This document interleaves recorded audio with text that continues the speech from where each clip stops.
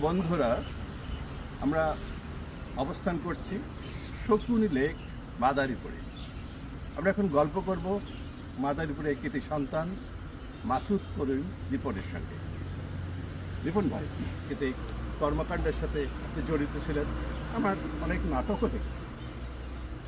এই এত বছর পরে আপনি মাঝখানে ছিলেন না, মাঝখানে আমিও ছিলাম না মাঝখানে, আপনিও কিছু কাল পরে চলে গিয়েছেন বোধহয়। এই যে মাদারীপুর ফিরে আসলেন, এইভাবে তো একটু ফিরে আসেন, আপনার একটা বর্ণাঢ্য জীবন আছে। আপনি যে ফিরে আসলেন, এই ফিরে আসাটা কি কারণে বা কি ধারণায় আপনি ফিরে আসলেন? জটিল প্রশ্ন। আমি মাদারীপুরে বর্ন ব্রট আপ না, তারপরও মাদারীপুরে আমি যখন আসি 1987 সালে আমার চাকরির কারণে মাদারীপুর লিগাল এড অ্যাসোসিয়েশনে, তারপরে একদম 2009 পর্যন্ত আমি 9 এপ্রিল পর্যন্ত মাদারীপুরে। সেই একটা ইম্পর্টেন্ট টাইম। আমি এখানে যে কলিগ, যে সংগঠন, যে কালচার, যে এনভায়রনমেন্ট, ইনস্টিটিউশনাল ডেভেলপমেন্ট যা এখানে হয়েছে, এমনভাবে মিশে গিয়েছে যে আমি ভুলে গিয়েছি যে আমি originally born and brought up at Dhaka. Finally I migrated মাদারীপুরে। আমার মাইগ্রেশন হলো, মানে আমি মাদারীপুরে ভোটার হলাম, স্থায়ী নাগরিক হলাম। আমার মাদারীপুরে জিজ্ঞেস করলে বলতাম আমার বাড়ি মাদারীপুরে। বিয়ে এখানে আসার পর বিয়ে করলেন?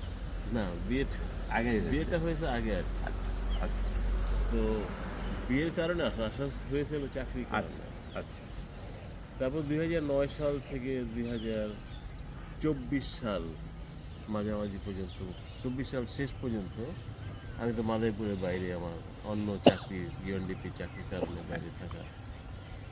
আমার যখন এই চাকরি যখন আমার ফেজ আউট হলো আর কি, তখন আমার সামনে দুইটা রাস্তা ছিল আর কি, যে আমি কি ঢাকায় থাকবো না আমি, কারণ আমার মেয়ে ছেলে কানাডাতে থাকে, তার একটা আমি মাঝখানে একটু বলে রাখি, আপনি ইউএনডিপি হেডকোয়ার্টারে চাকরি করেছেন, তারপরে আপনি আমার সঙ্গে আপনি দেখা হয়েছে কক্সবাজারে রোহিঙ্গা প্রকল্পে চাকরি করেছেন।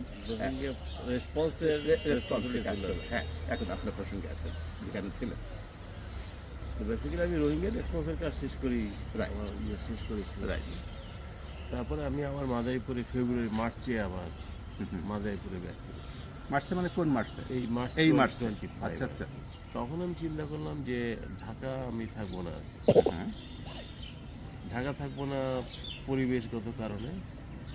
আমার নিজস্ব বাসা, নিজস্ব অনেক কিছু থাকার পরও আমি ঢাকায় থাকবো না, বা আমি কানাডায় থাকবো না, মানে বাইরে, দেশের বাইরে আমি মাইগ্রেট করবো না।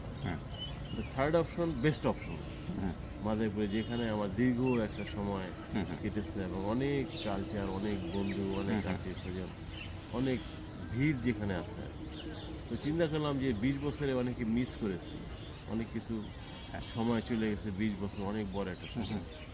তো মাদারীপুরে থাকাটা প্লাস চিন্তা করলাম যে মাদারীপুরে থাকি আমি, যেহেতু আমার একটা ল গ্র্যাজুয়েশন প্লাস লাইসেন্স করা আছে, আচ্ছা, আমি মাদারীপুর বারে প্র্যাকটিস করতে পারবো, প্লাস পুরোনো লোকজনের সাথে আমি আবার সেই সক্ষতা 20 বছর আগে যেটা ছিল সেইটা গড়ে তুলতে পারবো। সেই কারণে বেসিক্যালি আমার চয়েস করা যে মাদারীপুরে আসে, এবং ফাইনালি আমি মাদারীপুরেই স্থায়ীভাবে থাকবো এবং লাস্ট টাইম বন্ধুছি।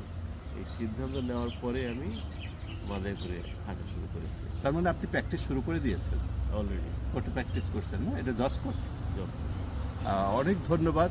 প্রিয় বন্ধুরা, ব্যতিক্রম সবসময় যে ভালো তা না, কিন্তু ব্যতিক্রম কাজ করাটা সবার পক্ষেও সম্ভব হয়ে ওঠে না, দুঃসাহসিক বিষয়। আর সবচেয়ে বড় কথা হচ্ছে যে মাসুদ করিম রিপনের কাছ থেকে আমি যেটা বুঝতে পারলাম, ওনার ভিতরে যে চেতনাবোধ, যে আবার শেকড়ের কাছেই থাকি, এই বিষয়টি দেখে আমি আপ্লুত হলাম। আপনাদের অনুষ্ঠানটা কেমন লাগলো জানো না। খোশ গল্প অনুষ্ঠান এখানে শেষ করছি। ভালো থাকবেন, সুস্থ থাকবেন, সবাইকে ভালো রাখবেন। এই